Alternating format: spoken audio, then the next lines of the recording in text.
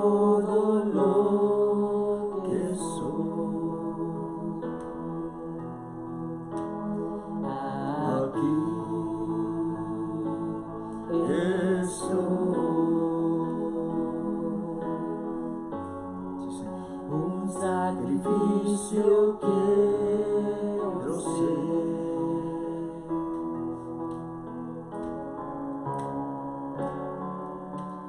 Toma mi ser, mi vida entrego a ti, porque tú eres mi Dios, eres digno de adoración, una ofrenda de amor seré para ti.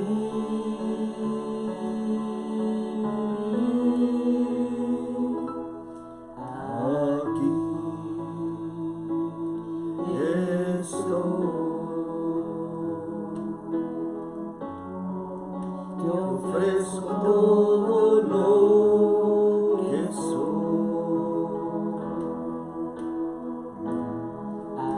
Aquí estoy. Un sacrificio quiero ser.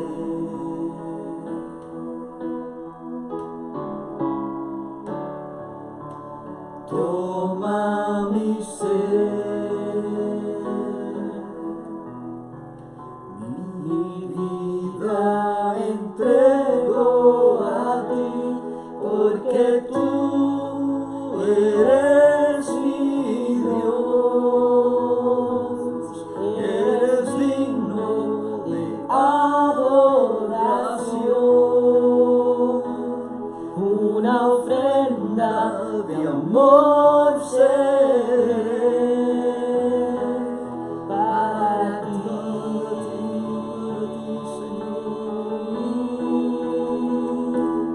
porque tú eres mi Dios, eres digno de adoración, una ofrenda de amor seré para ti.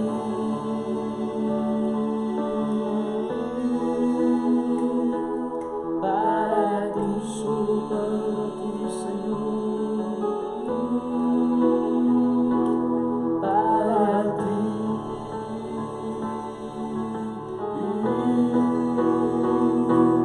Porque tú eres mi Dios, eres digno de adoración, una ofrenda de amor seré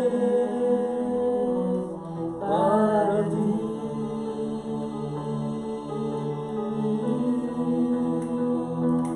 Porque tú eres mi Dios, eres digno de adoración, una ofrenda de amor seré para ti.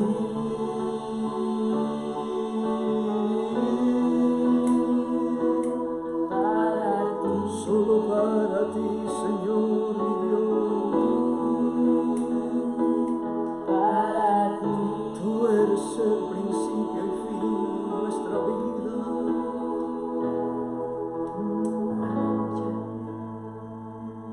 Bendito sea el Señor, mis amados hermanos, bienvenidos a nuestro espacio de juntos. El Señor cada día nos colma de beneficios. Amén, bienvenidos. Es una riqueza en Cristo poder compartir con ustedes el estudio de la palabra. Estamos en el libro de Ruth, ¿qué diríamos? Una aventura realmente se refleja aquí en Dios, donde podemos encontrar que la vida da vueltas, pero también puede dar vueltas a la bendición, porque muchas veces cuando decimos la vida da vueltas siempre estamos pensando en negativo, pero debemos aprender a esperar en Dios y confiar en Él, que Él tiene sus planes. El libro de Ruth está entre el libro de Jueces y el primer libro de Samuel. Es una historia que sucedió en el tiempo de los jueces, un tiempo de mucha anarquía, donde el pueblo se arrepentía, venía la bendición, se rebelaba contra Dios, venía la opresión, y en esos ciclos estaba el pueblo de Israel antes de entrar a la monarquía. Y en medio de eso pues se da esta escena preciosa en la vida de estas mujeres. El libro se llama Ruth, pero también lleva la historia de Noemí, una mujer que acompañó a su esposo para salir de su territorio en Israel e ir a las tierras de Moab por el hambre que había. Y estando allá, estuvo 10 años allá murió su esposo y murieron sus 2 hijos que estaban casados con 2 mujeres moabitas. Cuando mueren sus hijos, entonces Noemí dice: voy a regresar a mi tierra porque Dios ha visitado con pan nuevamente a su pueblo. Regresa, sus 2 nueras le siguen y ella insiste en que no deben de venir con ellas, no tiene más hijos y no pueden ellas esperar a que sus hijos crezcan para redimir la historia de la familia y las posesiones. Las manda y les dice: váyanse a su pueblo, váyanse a sus dioses, regresen. Noemí realmente eso es, en medio de su dolor, era una mujer sumamente madura que entendía la vida y entendía que la vida no solo gira alrededor de uno, sino que de los demás. Y estando ahí entonces, Ruth se le pega y al final entendemos por el capítulo 2, verso 16, que Ruth tiene una conversión genuina cuando le dice: tu pueblo será mi pueblo y tu Dios será mi Dios. Regresan a Belén con las manos vacías y Ruth dice: voy a ir a trabajar. Y fue a rebuscarse en medio de los sembrados de cebada y de trigo. Ahí conoce al dueño de esas tierras, que se llama Boz, que termina siendo pariente de Elimelech y alguien que puede redimirlas. Porque en aquel tiempo, ¿verdad?, cuando había una viuda y si existía un hermano, podía redimirla, casarse con ella para no perder la tierra o los derechos que se tenían sobre la propiedad. Y aquí está Boz, estamos ya en el capítulo 4, estamos en el desenlace casi ya de la historia. Así que vamos a leer hoy del capítulo 4 al verso... creo que podemos llegar hasta el verso 10 u 11. Al 11 está bien, al 11 sí, está muy bien. Bueno, bendiciones, amados hermanos.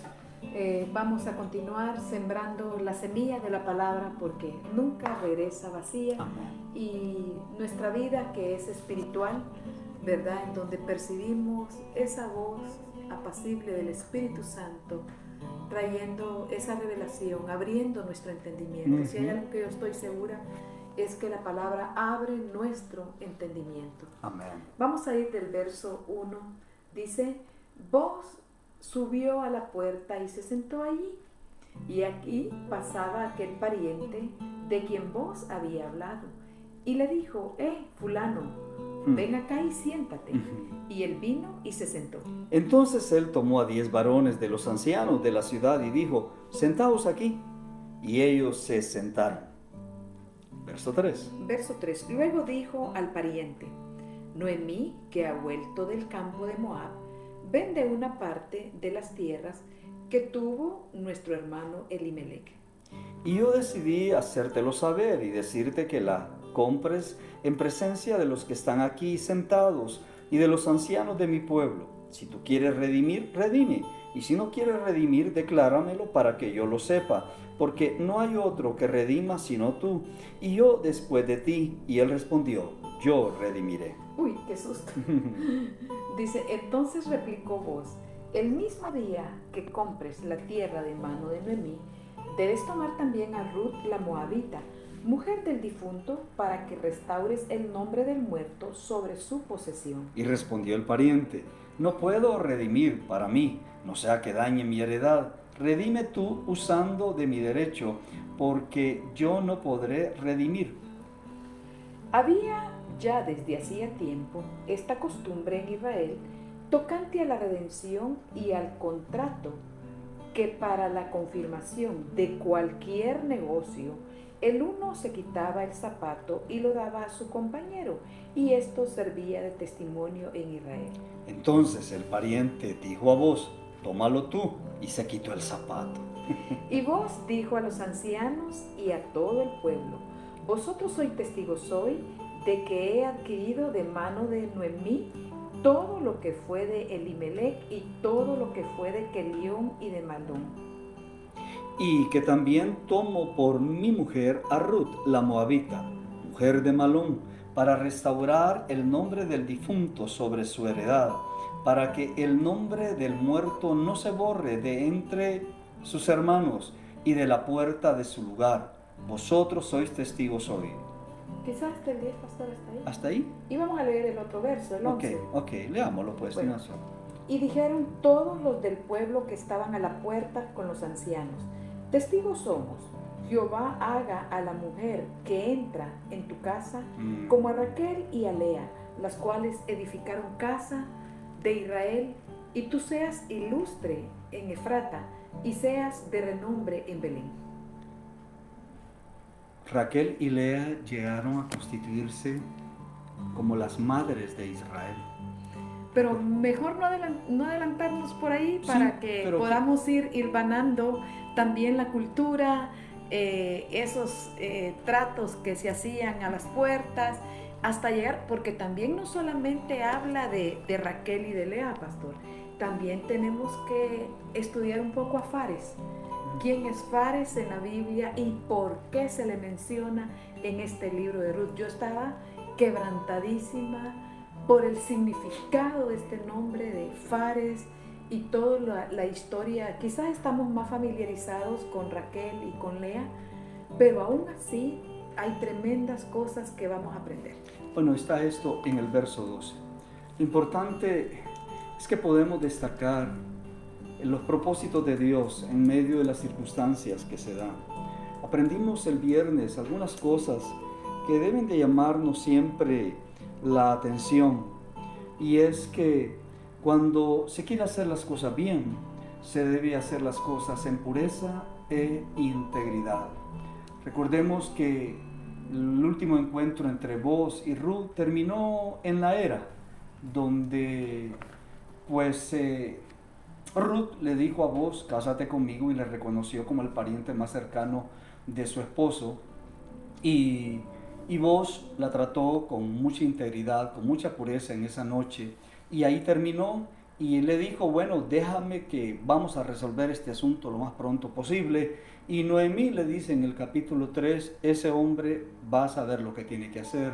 Entonces nos habla realmente del carácter de este Redentor, un varón noble, un varón bondadoso, un varón íntegro y un varón puro, porque es lo que encontramos cuando empieza todo el procedimiento y cuando está en medio de las puertas de la ciudad, que es donde se arreglaban todos los asuntos tocantes a la sociedad o la comunidad. Le dice a alguien, hey, vos fulano, ven para acá, ¿no es cierto? Es interesante que aquí menciona que tomó 10 hombres, ¿verdad? De los ancianos de la ciudad, y estaba recordando que también el mínimo para aperturar o abrir una sinagoga son 10 hombres adultos. Eran 10 hombres. Por eso cuando Pablo estaba en Filipo, no pudo llegar a una sinagoga porque no había una sinagoga, porque no habían 9 hombres judíos. Por eso se fue al río donde estaban las mujeres, y ahí empezó a predicar. Y es que así funciona el reino de los cielos. Si alguien no está donde debe estar, pues Dios va a buscar dónde. Pero aquí están 10 hombres que se constituían a sí mismos como una especie de ancianato para gobernar la comunidad, y estos terminan siendo pues testigos de aquel acto que se va a dar. Sí, y sobre todo vemos en este hombre su integridad, en el hecho de que hubiera podido, acuérdense que venimos de ese capítulo 3, que ya empieza como un romance más serio, ¿verdad? Más formal, ¿verdad? pero él puede decir, no, hay un pariente cercano antes que yo, ¿verdad? Y no lo esconde, ¿verdad? Sino que también cuando ya este pariente, ese fulano, que no se dice el nombre, decide redimir, ¿verdad? Yo me imagino que se asustó, le dio un vuelco en el corazón a Ruth y a Noemí, que dicen que las mujeres siempre estaban ahí como cerca, donde se hacían las transacciones para saber qué estaba pasando. Yo dije, tenían que ser mujeres. Yo también hubiera querido saber, y más si se está hablando de mí, ¿verdad? Claro. ¿Qué están diciendo? Claro. Pero él en estos versos dice, el mismo día que tú compres esas tierras de mano de Noemí, debes también de tomar a Ruth, la moabita. Tampoco esconde de dónde viene esta mujer. Claro. No, y esto asusta a ese pariente cercano que se le llama fulano, porque no fue ni digno de que quedara su nombre, como tú habías investigado en el registro bíblico, porque él debía por principio realmente honrar la vida de Noemí, la vida de Ruth. Y aquí nos habla entonces de un hombre que gusta, un hombre que le place hacer las cosas conforme al renglón bíblico. Hoy en día, solo quería decir esto, hoy en día estamos encontrando en la iglesia del Señor que la gente se junta y se rejunta. Perdóneme, pero es la verdad, no es la mayoría, ¿verdad? Pero los pastores hoy estamos preparados para recibir personas en nuestras congregaciones que han tenido una familia, dos familias o que a veces tercera o cuarta familia, ¿verdad? Creyentes que conociendo lo que la Biblia dice acerca de la santidad, del matrimonio, simplemente se unen en una relación marital. A veces no es por la decisión de una persona, perdón, no es una decisión de las dos personas, quizás solamente una de ellas. Y he encontrado que normalmente es la mujer la que siempre está buscando ordenar la situación matrimonial, la relación de pareja. Pero este varón era un hombre poderoso, era un hombre de influencia, reconocido. Era un hombre que simplemente pudo haber tomado a Ruth como mujer, ¿verdad? Y llevarla a su casa, pero no. Era un hombre de negocios, pero era un hombre íntegro en lo moral. Cosas que hoy en día realmente hacen mucha falta. No, es que lo que iba a mencionar es que lo que vos le está diciendo al fulano es o tomas el paquete completo o no lo tomas, ¿verdad? Porque significaba hacerse cargo de Noemí, ya una mujer entrada en años, viuda. Imagínense haber perdido a su esposo, sus dos hijos. Qué impacto, ¿verdad? Qué drama, ¿verdad? Tan grande para esta mujer. Y ustedes saben que voz significa fuerza, firmeza. Y se denota el carácter de él, ¿verdad? Y podemos también encontrar un hombre sabio y hasta perspicaz, ¿verdad? Porque sabe cómo poner las palabras en su lugar. Me da la impresión, no sé jugar ajedrez, sí he observado, no siempre así, allá a las cansadas, cuando de repente he tenido la oportunidad de ver cómo algunos mueven esas piezas y no las van moviendo como a la carrera, ¿verdad? Y se requiere realmente paciencia para los jugadores de ajedrez, ¿verdad? Y nadie está como apurándolos porque están estudiando todo, cómo mover, ¿verdad? Cada pieza. Pero miramos cómo no solamente era el asunto de una propiedad, o sea, de bienes, porque yo creo que esas cosas hasta de manera fría, ¿verdad? Porque negocios son negocios. Pero cuando ya intervienen vidas es otro asunto. Sí, Señor. Y cuando tú mencionas la palabra paquete, aquí tenemos que admitir que algunos se casan y no quieren el paquete completo. El paquete completo significa cambios que se dan en las diferentes estaciones de un matrimonio y aprender a amar y aprender a ser responsable. Por eso hemos dicho que el amor realmente más que un sentimiento es un comportamiento. Cuando uno lee 1 Corintios 3, se dice el amor es, ¿verdad? O sea, el amor es algo más que algo que siento en mi corazón. Pero aquí encontramos entonces personas maduras que entienden la vida, pero sobre todo encontramos en la vida de vos alguien que quiere hacer las cosas en orden y con respeto. Y lo lleva incluso hasta ese procedimiento de primero los testigos, ¿no es cierto? Sí. Cuán importantes son los testigos, porque eso daban pues en cualquier momento estar delante de un juez, poder dar testimonio real de todo lo que había acontecido. Porque qué tal si al día siguiente él dice, no, si quiero, ¿verdad? Porque en realidad las personas somos cambiantes, ¿verdad? El único que no cambia es el Señor, Él es inmutable. Hay veces nosotros somos antojadizos. Este fulano estaba, quizás yo me permito pensar que quizás tenía una familia, tenía hijos, claro, tenía esposa, ¿verdad? Esposa, y no quería compartir pues más bienes con otros que iba a empezar a conocer. Y por otro lado, la responsabilidad de tomar sobre él a 2 viudas, eso también es fuerte, ¿verdad? Para no condenarlo tanto, porque en este verso 6 miramos que este fulano declina su derecho de redimir la propiedad y la posteridad de Elimelech, ¿verdad? Claro. Porque él también fue bien, me parece a mí que fue honesto, porque dice, no, yo no puedo redimir para mí, ¿verdad? No sea que dañe mi heredad. O sea, él estaba pensando en su propio bienestar o en el de su familia, ¿verdad? Pero también le da la autorización, porque le dice, redime tú usando mi derecho. Claro. O sea, mi derecho primario te lo cedo a ti, vos, ¿verdad? Porque yo no voy a poder.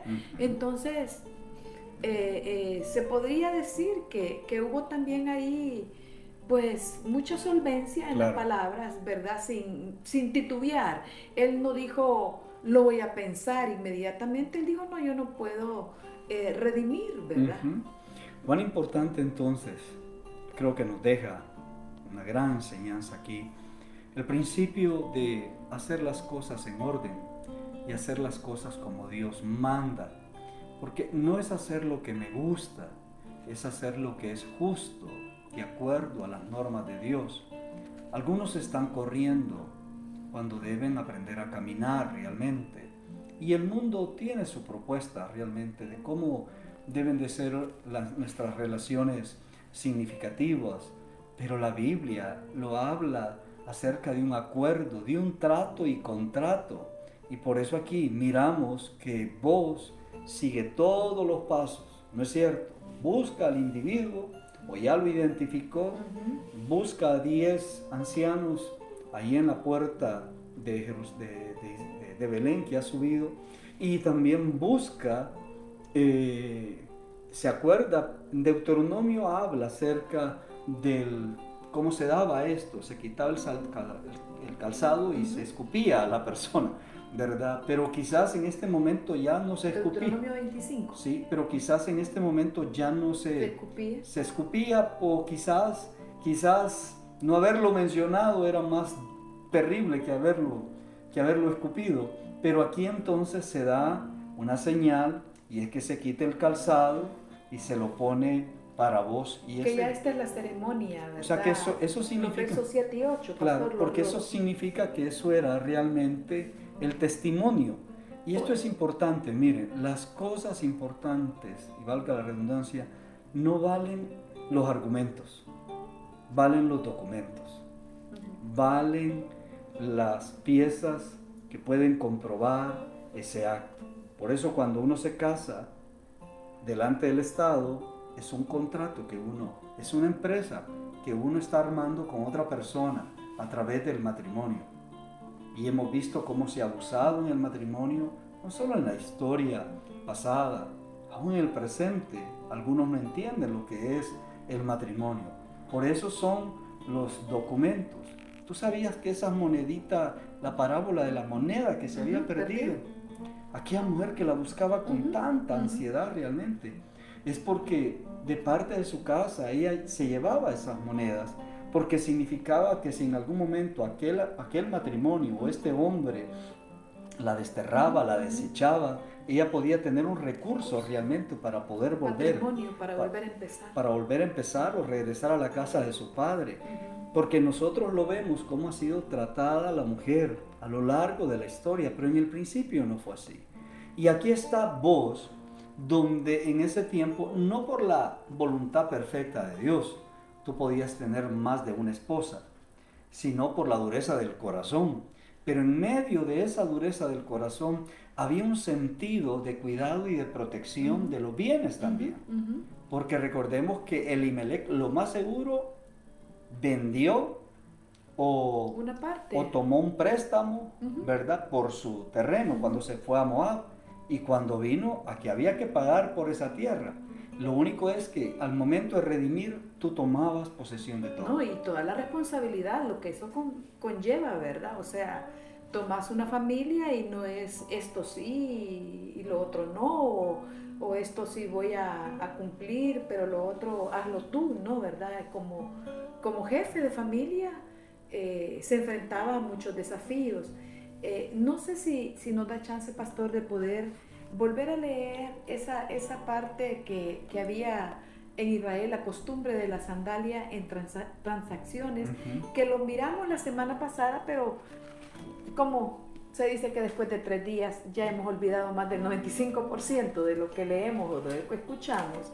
Entonces, y como la fe viene por el oír, así de que vamos a volver a tocar esta segunda ley que es Deuteronomio. Muy bien. En el capítulo 25, antes de culminar este espacio, los versos 5 en adelante dice: cuando hermanos habitaren juntos y muriere alguno de ellos y no tuviere hijo, la mujer del muerto no se casará fuera con hombre extraño. Su cuñado se llegará a ella y la tomará por mujer y hará, dice, con ella parentesco. Y el primogénito que ella diere a luz sucederá en el nombre de su hermano muerto, para que el nombre de éste no sea borrado de Israel. Así es, hasta ahí. Así es.